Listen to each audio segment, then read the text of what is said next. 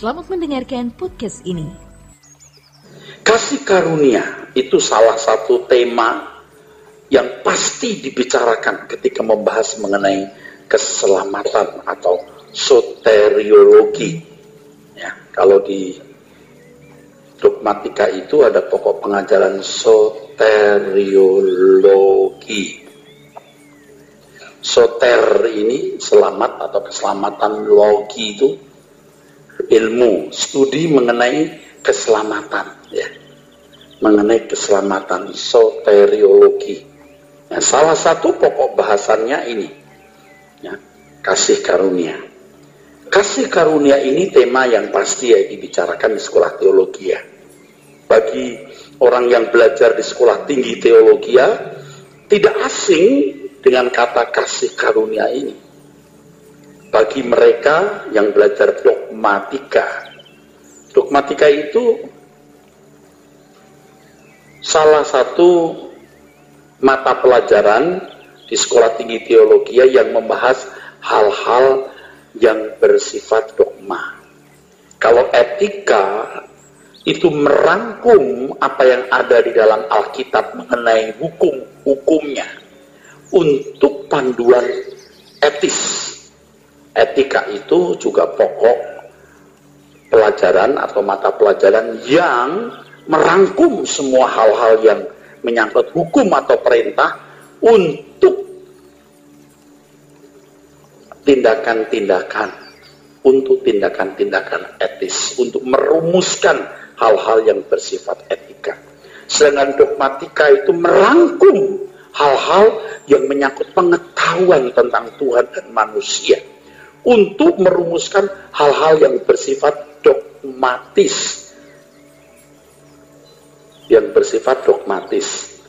Nah, kalau bicara soal kasih karunia, kita lebih banyak bicara hal-hal yang menyangkut dogmatis. Tapi tentunya kalau bicara di gereja, bicara soal hal yang bersifat dogmatis, tentu juga harus memiliki implikasi atau implikatif ya, harus implikasinya ada atau penerapannya bagaimana, bukan hanya mengisi pikiran dengan rumusan dogma tapi tidak ada implikasinya, itu pasti keliru. Sebab kebenaran harus implikatif, harus ada penerapan, harus punya keterkaitan dengan kehidupan. Jadi bagi orang yang belajar di sekolah tinggi teologi ya, sangat tidak asing dengan kata kasih karunia ini. Makanya tidak heran kalau kami yang belajar dogmatika di sekolah tinggi teologi ya, menjadi heran gitu. Kalau pokok ini menjadi sesuatu yang begitu dipergunjingkan, seakan-akan suatu penemuan baru yang luar biasa. Jadi kalau jujur saya menggunakan kata agak vulgar, maaf ya, itu orang-orang norak gitu. Kayak norak gitu. Itu hal yang biasa. Tidak usah norak seakan-akan penemuan baru begitu yang inovasi. Itu bukan hal yang baru, itu hal yang sudah lama ada di dalam ilmu teologi ya.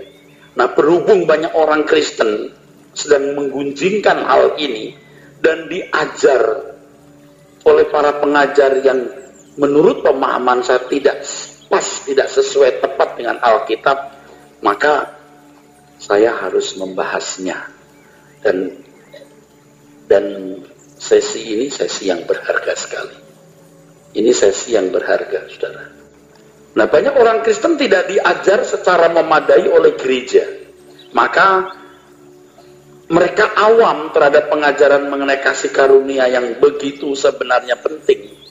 Sebenarnya penting. Sebab ini menjadi landasan iman atau kehidupan Kristiani, kasih karunia ini. Terus sebab itu ya kita belajar pelan-pelan, jangan saya buru-buru. Kalau saudara tidak mendapatkan apa-apa, saya rindu Anda bisa mendapatkan sesuatu. Ya, setelah mengikuti ini, Anda mendapatkan sesuatu. Jadi saya minta Anda ikuti dengan serius, tapi juga sabar. Nanti minggu depan kita bicara lagi apa, minggu depan bicara apa. Sebab ada ayat-ayat yang kita harus gali. Kita harus gali secara tekstual. Secara tekstual artinya teks itu begitu. Teks itu kita gali. Kalau selama ini saudara mendengarkan khotbah saya itu lebih banyak secara topikal, topik. Jarang saya bicara ekspositori, artinya satu cerita dikupas urut-urutannya. Agak jarang saya. Saya bicara topik. Dan orang yang bicara topik itu harus orang yang menguasai Alkitab. Dari kitab Kejadian sampai Wahyu harus dibaca, dikenal. Sehingga kalau menampilkan satu topik, itu dasarnya itu dari kitab Kejadian sampai Wahyu, itu ditopang dengan kokohnya. Firm. Nah, kalau bicara mengenai kasih karunia, ini topikal.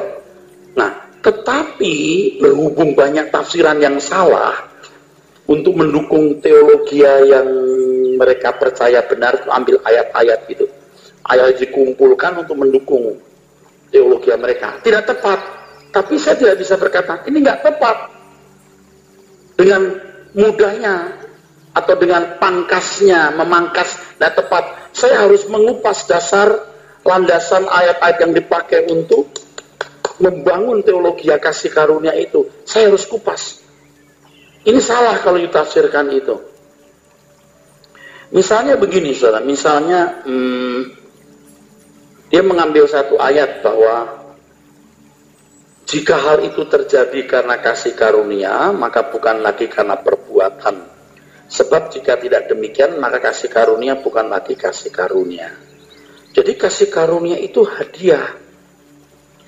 Kalau harus membayarnya, itu namanya bukan kasih karunia, kan begitu. Berangkat dari ayat ini, benar juga. Kalau hanya lihat ayat itu, saya setuju bahwa kasih karunia itu artinya hadiah.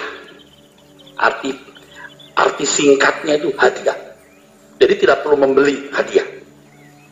Ayatnya ini tadi, jika hal itu terjadi karena kasih karunia, maka bukan lagi karena perbuatan. Sebab jika tidak demikian, maka kasih karunia bukan lagi kasih karunia. Jadi, kan ada kalau orang Yahudi itu perbuatan baik menyelamatkan, gitu. Kalau Injil kan bukan karena perbuatan baik kita selamat, karena Tuhan Yesus mati di kayu salib. Kasih karunia keselamatan itu. Jadi seperti hadiah. Nah, sampai di sini kan bener nih. Sampai di sini bener. Ambil ayatnya ini sepertinya mendukung gitu.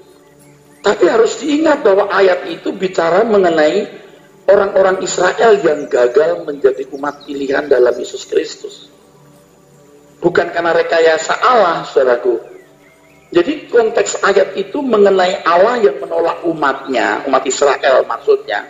Bukan umat Kristen loh. Umat Israel, bukan manusia pada umumnya, tapi orang Israel, karena mereka tidak percaya kepada keselamatan yang disediakan, sehingga Allah memberikannya kepada bangsa-bangsa lain.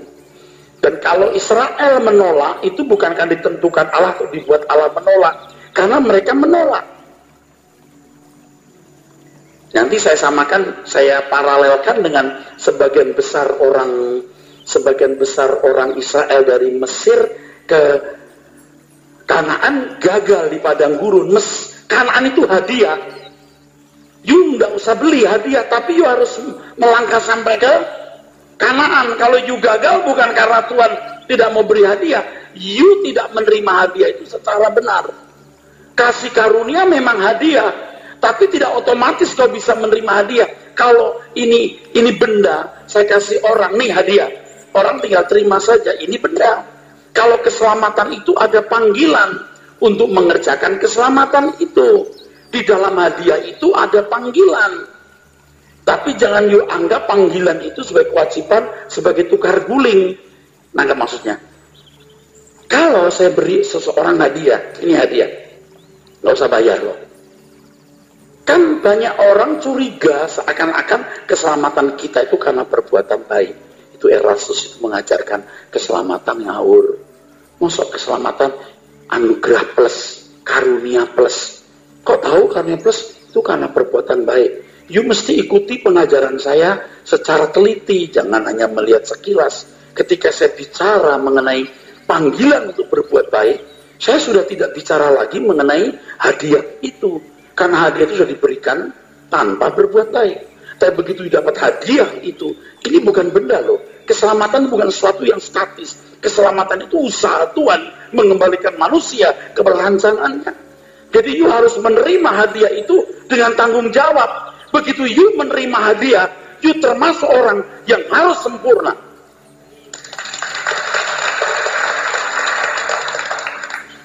Ini belum masuk, udah pusing kan? Ini maksud saya. Dia main comot ayat saja lalu kasih karunia, semua kasih karunia. Ambil dulu, dia ambil itu ayatnya, Roma. Tapi Roma itu tidak bicara soal semua manusia loh. Itu soal bangsa Israel. Harus pinter kita. Nah orang-orang itu enak saja main comot. Punya ide, ambil ayat. Itu bukan exegesis, tapi eisegesis. Exegesis. Exegesis. Bukan eisegesis.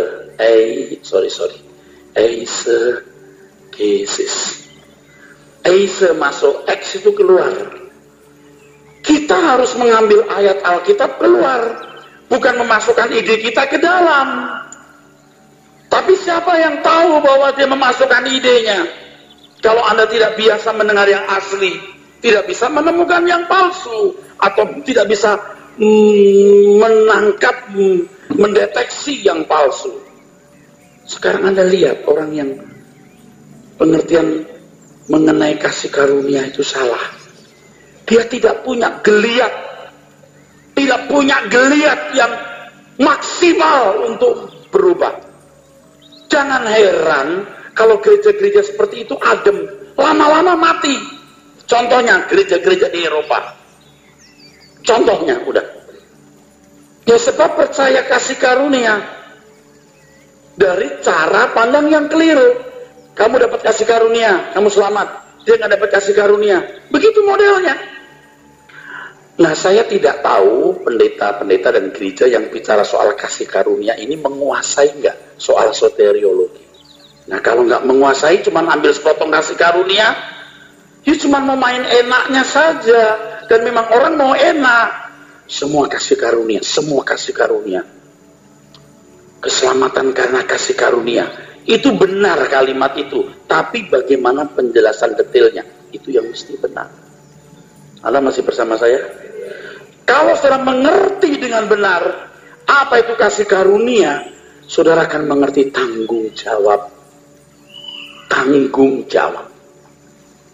Dulu juga saya tidak segetol hari ini loh saudara. Saya tidak segetol hari ini. Tapi setelah mengerti kebenaran, wah, ternyata saya banyak salah saudara. Nah, sebenarnya kasih karunia itu ya sama artinya dengan anugerah. Anugerah. Anugerah. Yang dalam bahasa Ibrani-nya hen. Dalam bahasa Yunani-nya charis. Bahasa Yunani beda dengan bahasa Ibrani saudara. Kalau bahasa Yunani masih ada bau-baunya Latin, tapi kalau Ibrani sudah susah. Hurufnya sudah ruwet banget saudaraku. Udah ruwet pokoknya deh.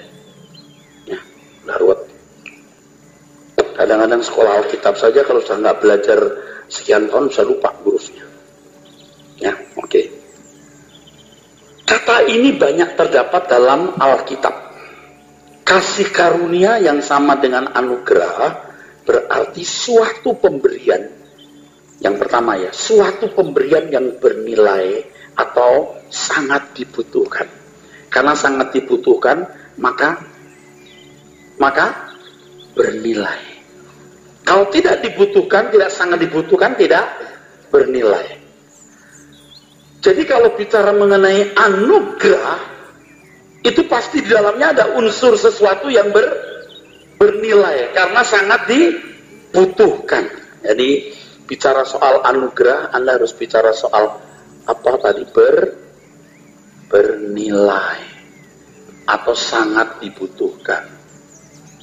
Makanya jangan suka menggunakan kasih karunia secara sembarangan. Di banyak gereja itu begitu sampai jemaatnya ikut-ikutan ngomong, saudaraku.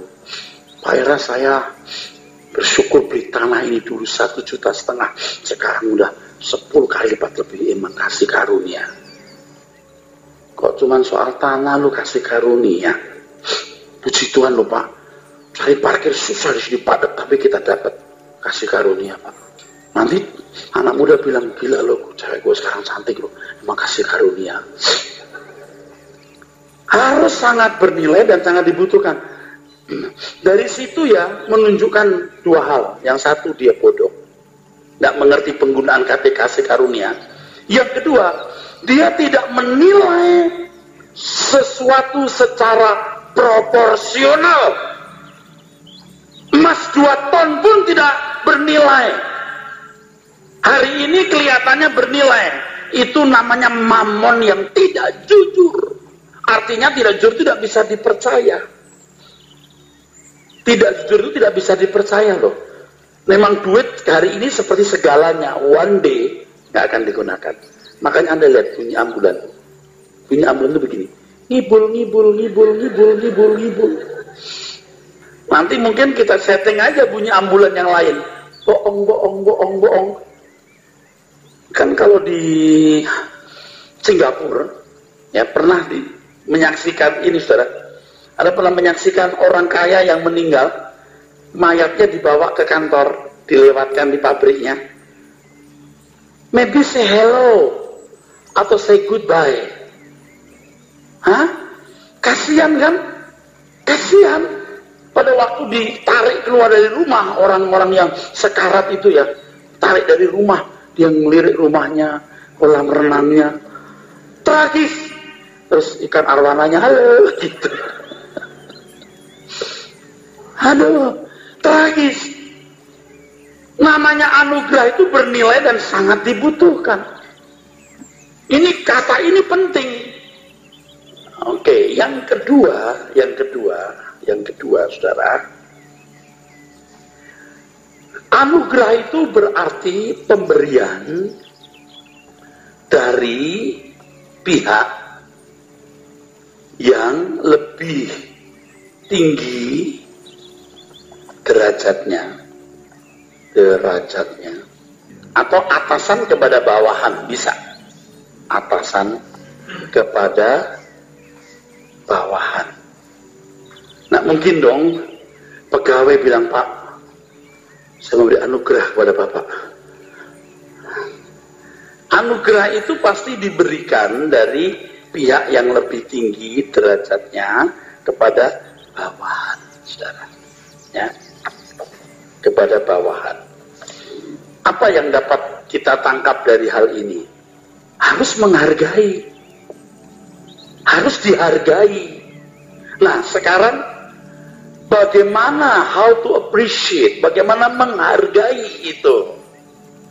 Hore, udah selamat, hore. Apakah dengan nari-nari hore-hore Anda menghargai anugerah itu?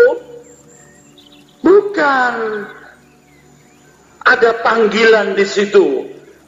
Kata panggilan sebenarnya lebih tepat saya gunakan, ada tanggung jawab di situ. Ada kewajiban di dalamnya, saudaraku. Anda masih bersama saya? Amin? Ya.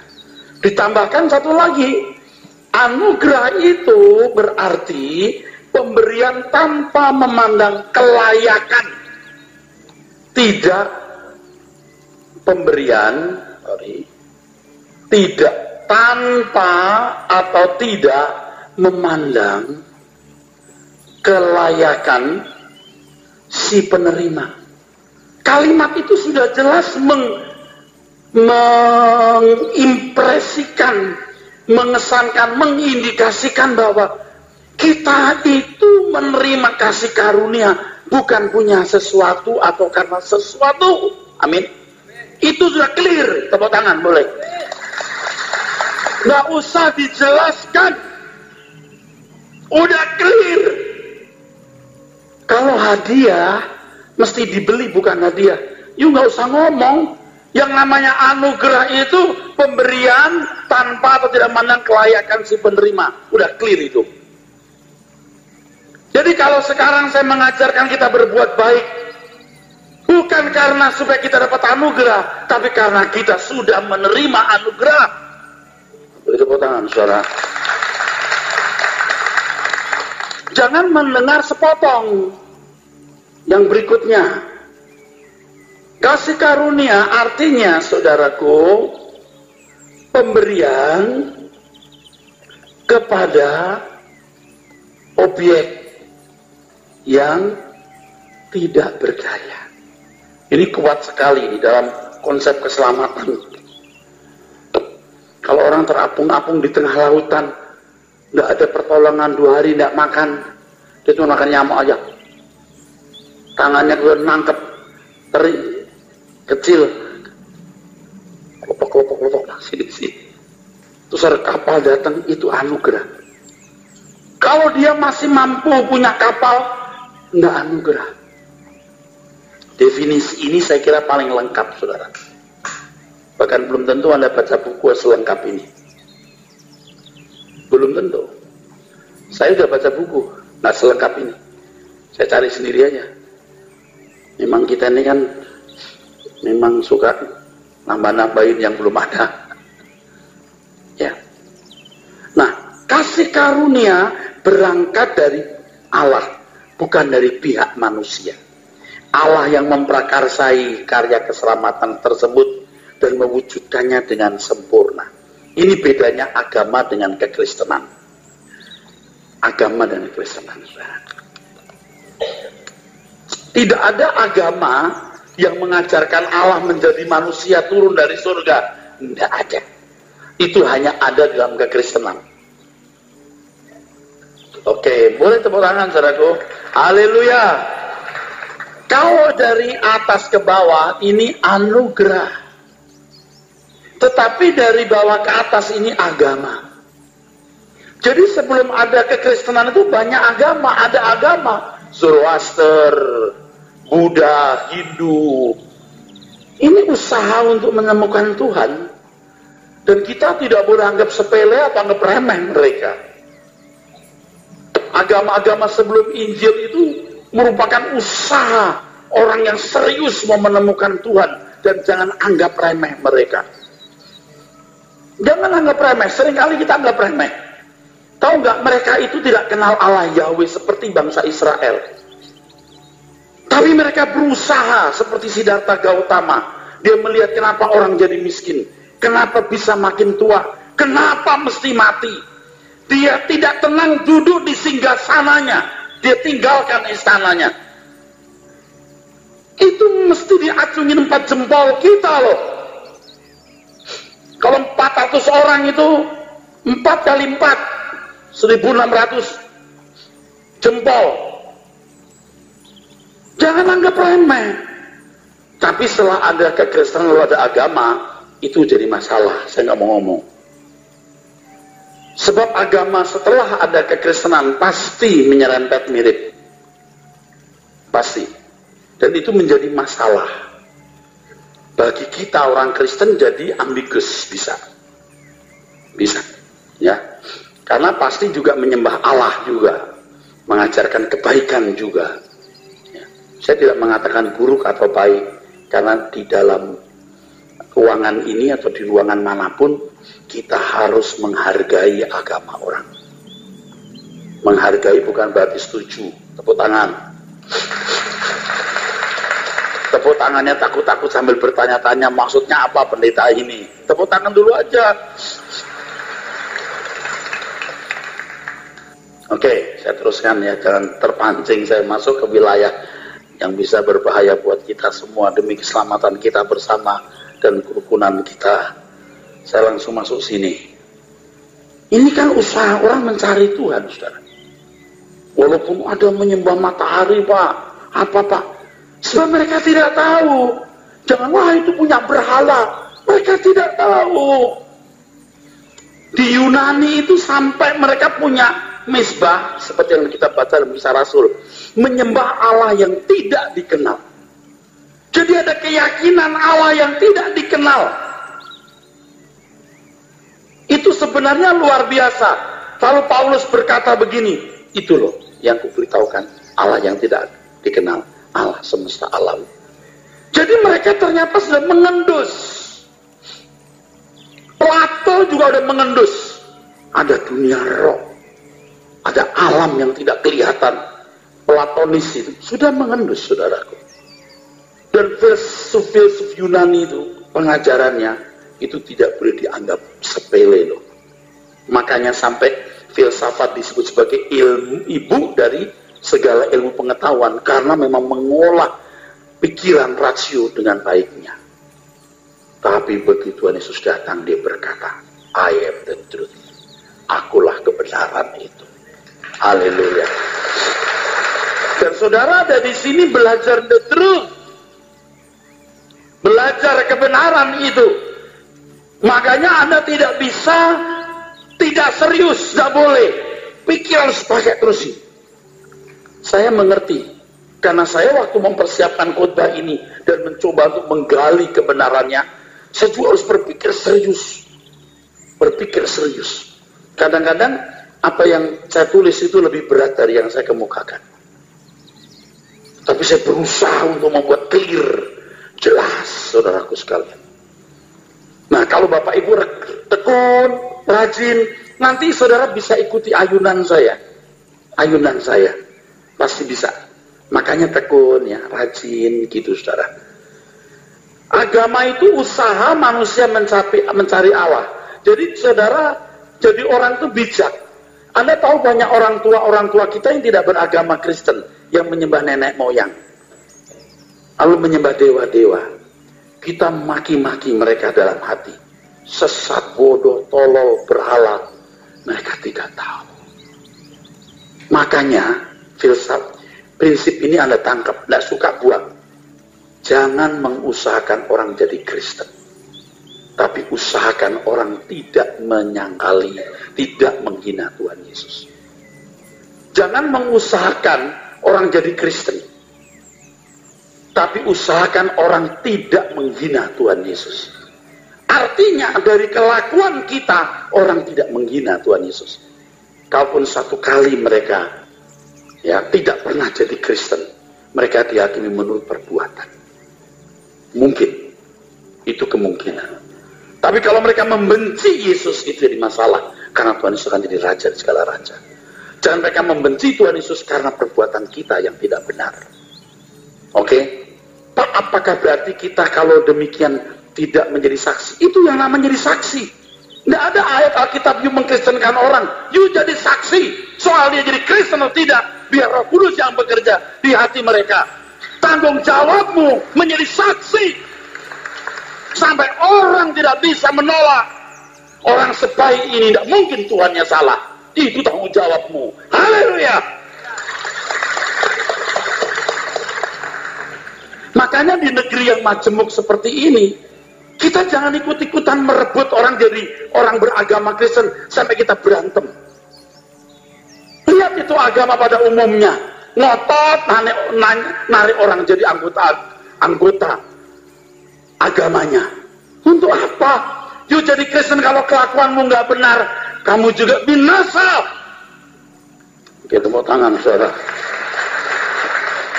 Apakah Anda pikir Anda bisa bersembunyi di balik Kristenmu untuk bebas dari api neraka? Untuk bebas dari api neraka, bertobat. Jadi kalau ada orang-orang beragama lain yang tidak membenci Tuhan Yesus, jangan membuat mereka membenci Tuhan Yesus. Sebab yang tidak melawan kamu di pihak kamu, kata Tuhan Yesus. Segelas air putih yang diberikan kepadamu tidak akan lepas hadiahnya, upahnya untuk orang itu. Saya bukan universalisme yang mengatakan semua agama benar, lalu seakan-akan ada jalan lain ke surga. Tidak ada. Hanya ada satu jalan sampai kepada Bapa. Dan hanya ada satu orang, satu pribadi yang menebus susah manusia, Tuhan Yesus. Clear banget saudara. Jadi semua orang bisa masuk surga? Tidak. Ada jalan keselamatan luar Yesus? Tidak ada. Tadi Bapak bilang, itu gimana yang orang bukan Kristen dihakimi? Dia bisa dihakimi pun karena Tuhan Yesus mati untuk dia. Tapi untuk yang percaya saja Pak, kamu ngerti artinya percaya Pak? Jangankan dia, kamu aja belum percaya. Kalau kamu percaya, kamu harus ketemu Tuhan Yesus secara pribadi, mengenal dia secara pribadi. dan melakukan apa yang diperintahkannya. Anda bisa ketemu Tuhan Yesus. Anda bisa mengenal Tuhan Yesus. Anda bisa merasakan kehadirannya. Anda bisa melakukan kehendaknya. Anda bisa menjadi ulu balang atau hamba Tuhan. Jangan Anda pikir aktivis atau pendeta itu hamba Tuhan. Hanya mereka hamba Tuhan. Yang benar jadi hamba Tuhan orang yang mengenal pribadi Tuhan, yang bergaul dengan Tuhan, yang mengerti kehendaknya dan melakukan keinginannya.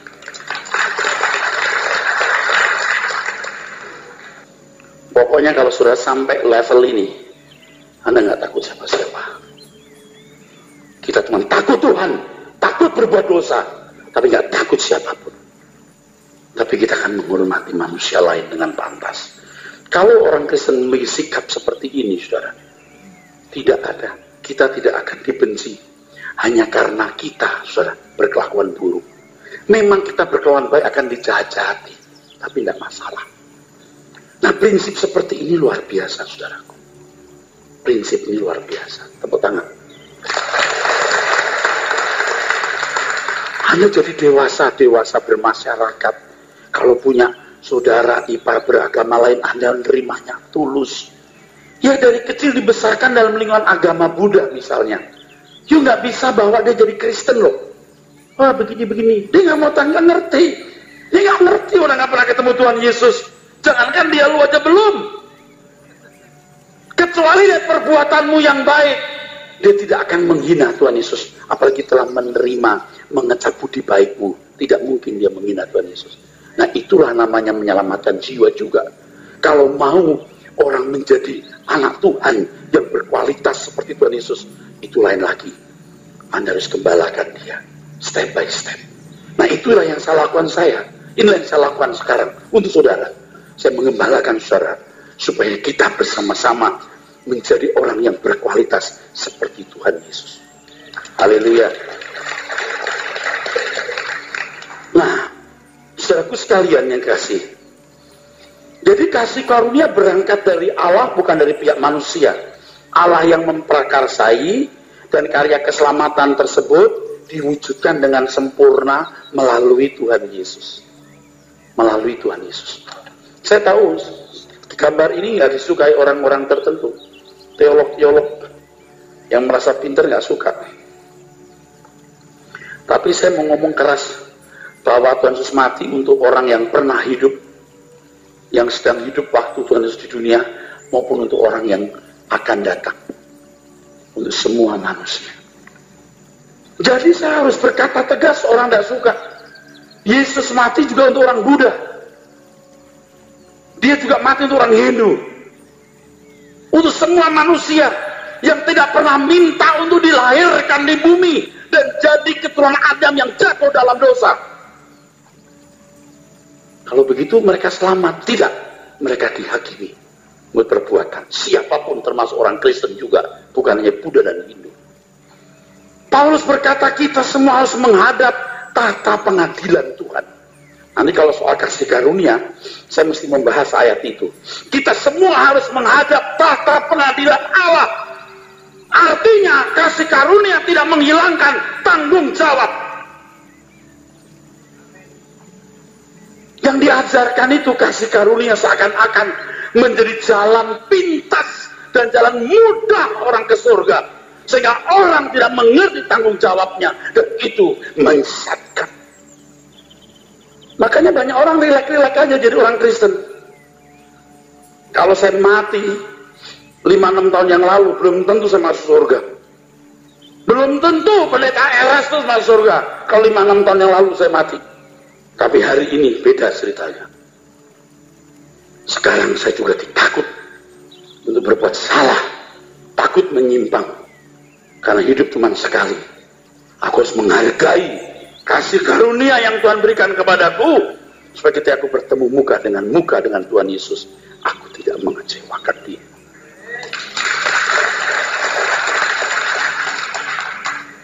Simple, tapi tidak mudah. Dengan demikian keselamatan dalam Tuhan Yesus Kristus adalah keselamatan yang memenuhi kebutuhan, sempurna dan memenuhi kebutuhan. Sudah selesai.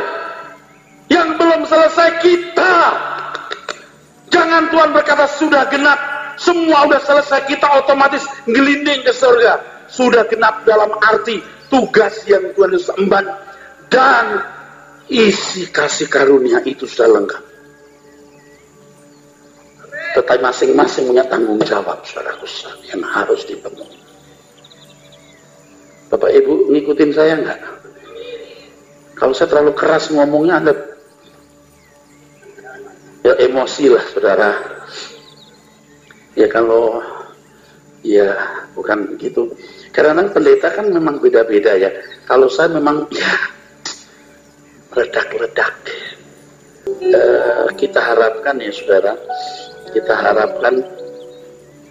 harapkan nanti kalau kita mati, kita ketemu di surga, kita bikin pertemuan lagi. Tapi kayaknya nggak ada PA ada di sana. Kita ketemu, kita nggak jauh-jauh lah ya pulang ya. Kita nggak macet-macet seperti ini ya. Itu pasti loh, itu pasti. Ya, cuman klaster kita beda, sorry ya. Klaster kita beda, sesuai dengan masing-masing ya, kepantasan masing-masing lah ya. Jadi hari ini saudara yang naik kendaraan umum, rumahnya juga kontrak kecil yang ya tipe 4L lah ya, lu lagi gitu. Ya satu tempat, di situ lu kerja, di situ lu terima tamu, di situ nggak apa-apa. Nanti di sana Anda punya tempat yang baik sekali ya. Rumah-rumah mewah di sekitar kita ini nanti itu pos hansipnya ya gitu. Oke. Nah, saudaraku sekalian, jadi manusia tidak bisa membanggakan diri karena memperoleh anugerah tersebut. Sebab manusia tidak memiliki jasa apa-apa dalam hal ini. Pemberian putra tunggal Bapa adalah anugerah yang tiada tara. Ya, dari Allah turun memberikan putra tunggalnya Tuhan Yesus. Ini bukan karena kita berbuat baik, bahkan kita belum dilahirkan sudah disediakan anugerah atau kasih karunia gitu. Bagi yang sudah pernah hidup, mereka juga menantikan itu. Maka Tuhan Yesus berkata begini, Bapak Abraham, dia senang melihat hariku. Tahu nggak? Karena mereka akan bisa diperkenankan masuk dunia akan datang karena darah Tuhan Yesus. Darah kambing tidak bisa menyucikan. Itu hanya voucher. Loh, itu voucher, Pak. Kalau voucher tinggal voucher, itu nggak ada artinya. Nanti ditukar pakai duit. Darah domba itu ditukar pakai darah Tuhan Yesus. Makanya ketika Tuhan mati itu terbuka itu, terbelah itu. Apa namanya? Tirainya sobek. Udah. Tuhan yang membuka batas antara ruang Maha Kudus dengan ruang kudus dengan umat. Itu luar biasa, dan Tuhan yang mengerjakan. Nggak ada kebanggaan. Jadi jangan berpikir kalau saya mengajarkan kita berbuat baik, yuk kita harus sempurna. Itu jasa, itu bukan jasa. Nggak ada jasa. Sama sekali kita nggak punya jasa. Dan kalau sekarang kita berbuat baik, bahkan kita harus sempurna, itu bukan jasa. Itu penghargaan kita, anugerah itu. Seperti orang tua, ini gambar paling tepat. Kerja, sediakan segala fasilitas untuk anak. Anak belum lahir popok dibuat. Dorongan bayi sudah ada. Hah?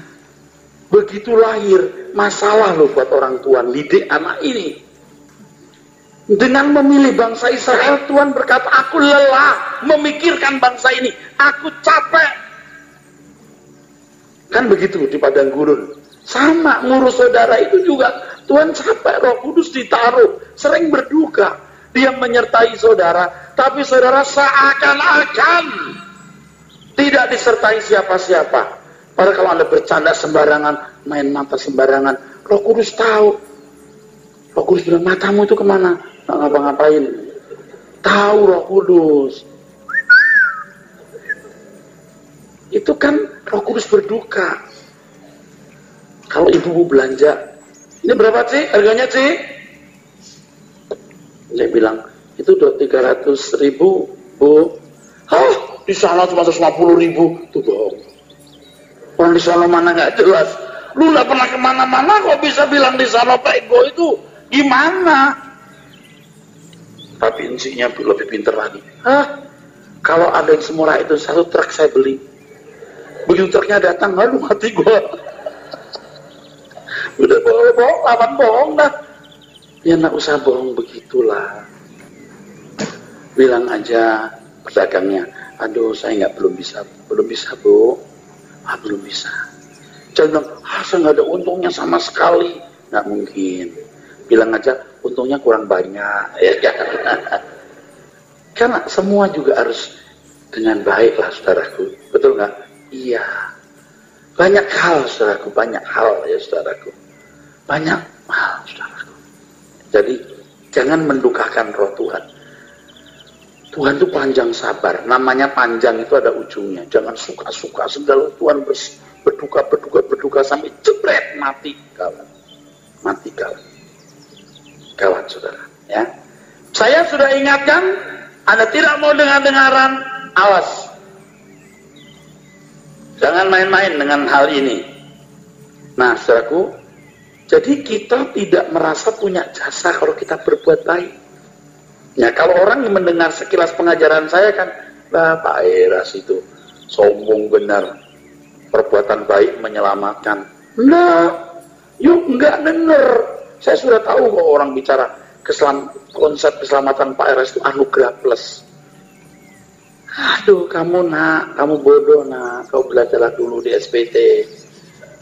Jangan cuma mau dengar sepotong. Kalau sudah mendengar begini, Anda bisa punya gambaran kan? Iya, kita menghargai betul anugerah itu. Nah, dalam hal ini, kita harus bisa membedakan pengertian kasih karunia di perjanjian lama dan kasih karunia dalam perjanjian baru. Kalau di perjanjian baru, kasih karunianya berorientasi pada keselamatan jiwa abadi. Kalau di perjanjian lama, orientasinya pada berkat jasmani. Nah, saudara mengerti nggak? Dicampur aduk orang-orang nggak karu-karuan oleh orang-orang bodoh itu. Lu ambil kasih karunia di semua ayat atau dibelekkan. Nah, bisa bagaimana sih itu? Kasih karunia dalam konsep perjanjian lama dan perjanjian baru itu beda. Lu mendapat kasih karunia di mata Tuhan, betul nggak? Ada kan ayat itu? Itu beda dengan kasih karunia yang kita terima. No, itu baik. Karena dia baik mendapat kasih karunia. Kalau kita bukan karena kita baik. Nah, saudaraku, nggak bisa main comot saja, saudaraku. Nanti bicara soal Esau dan Yakub ada lagi tuh. Yakub dapat kasih karunia, Esau tidak. Bahkan sebelum lahir, gimana memecahkannya? Harus cerdas. Harus cerdas. Makanya nanti kita bedah satu persatu. Nah, saudara sabar enggak itu maksudnya? Oleh sebab itu kita tidak boleh mencampur adukan secara sembarangan keduanya. Kasih karunia dalam perjanjian lama dan kasih karunia dalam perjanjian baru. Dalam hal ini kita harus memahami setiap ayat dalam Alkitab secara ketat, strictly dalam konteks. Dan saya ingatkan lagi, kita tidak boleh dengan mudah menggunakan kata kasih karunia hanya untuk hal-hal yang bersifat sementara, bukan bernilai tinggi.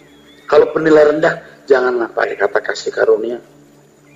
Mendapat pekerjaan, dapat keberuntungan bisnis, lalu Anda berkata kasih karunia.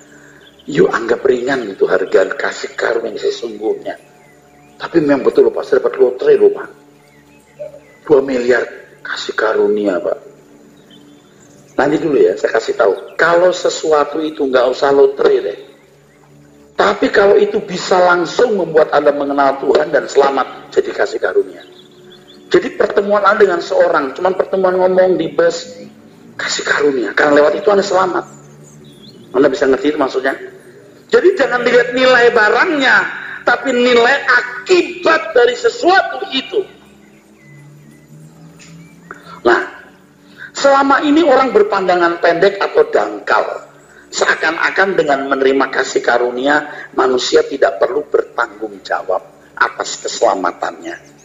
Kalimat ini bisa membangkitkan penolakan memang. Masa kita harus bertanggung jawab atas keselamatan kita? Kalau Anda membaca Alkitab, baca ya, dari Kejadian sampai Wahyu, tidak pernah Alkitab menunjukkan manusia boleh hidup tanpa tanggung jawab. Nggak pernah ada. Buktikan, saya mau lihat ada nggak itu. Tidak mungkin tidak ada prinsip tabur tuai.